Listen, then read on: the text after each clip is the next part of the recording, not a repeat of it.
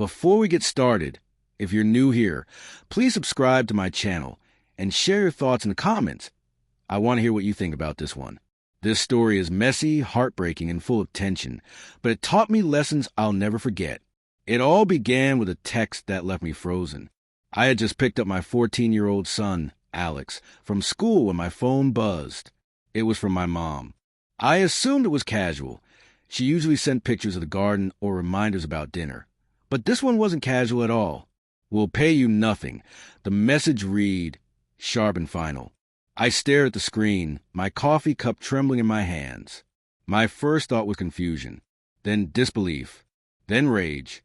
My mom had said this to my son, my own boy, because Alex had politely asked for help with his part-time weekend tutoring. I reread the message 3 times, hoping I was misunderstanding, but there it was, like a knife buried in the middle of my chest. I picked Alex up and tried to act normal. He sat beside me quietly, his school backpack heavy on his shoulders. I wanted to ask what had happened, but he avoided eye contact. The way he fiddled with the zipper of his jacket told me he had already felt the sting of betrayal before I even knew it existed. At home, I tried to talk to my mom. "Mom, what do you mean we'll pay him nothing? He's just trying to earn a little on the side." "It's not our responsibility," she snapped. "Do you really think I raised him to expect money for everything? How dare you think this is appropriate?" Her words hit me like a thunderclap. I opened my mouth to respond, but nothing came out. My boy, my own child, had been made to feel unworthy in the very house that should have been safe. Over the next few days, subtle signs started piling up.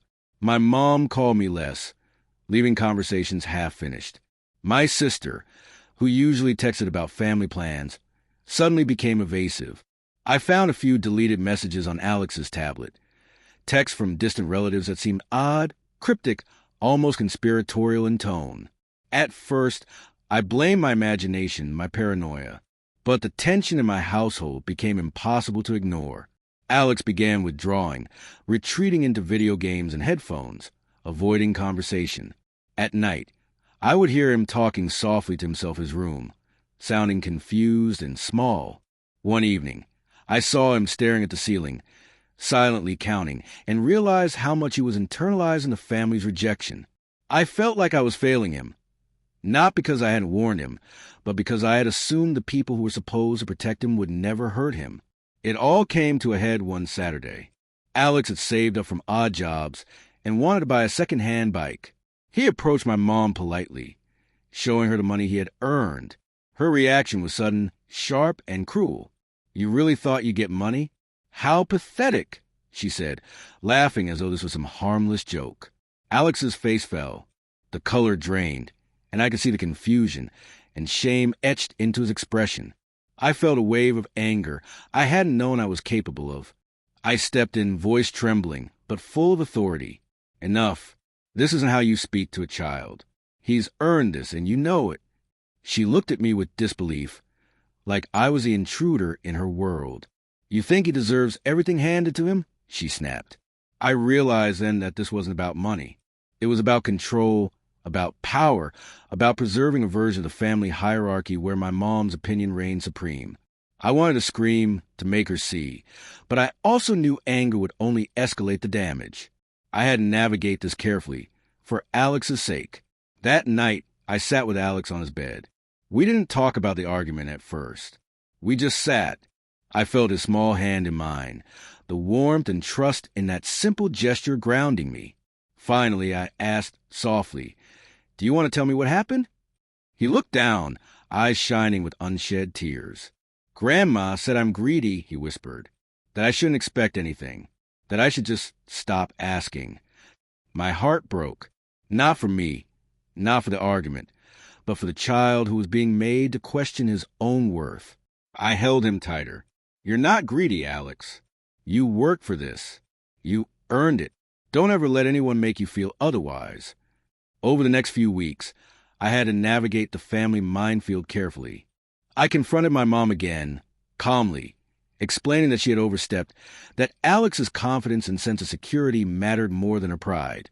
She didn't apologize immediately, but slowly, through hesitant texts and quiet conversations, I could see her reflecting on her actions. She never fully admitted wrongdoing, but there were glimpses of awareness, tiny cracks in her armor. For me, the real work was inside my own heart.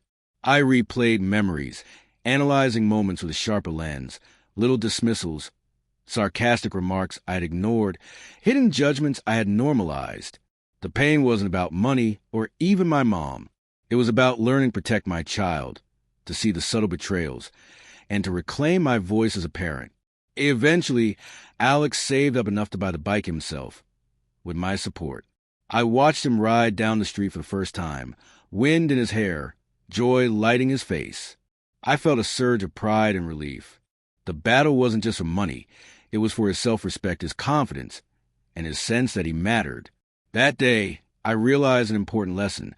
Love sometimes requires standing up to those closest to you, even if it's painful. Protecting the ones you love means navigating uncomfortable truths, facing betrayal, and choosing integrity over convenience. If you've ever faced a family conflict like this, leave your thoughts in the comments. Share how you handled it, how you protected your loved ones, or even how you healed from a similar betrayal. And don't forget to subscribe, because these stories remind us that family can be complicated, but love and self-respect are worth fighting for.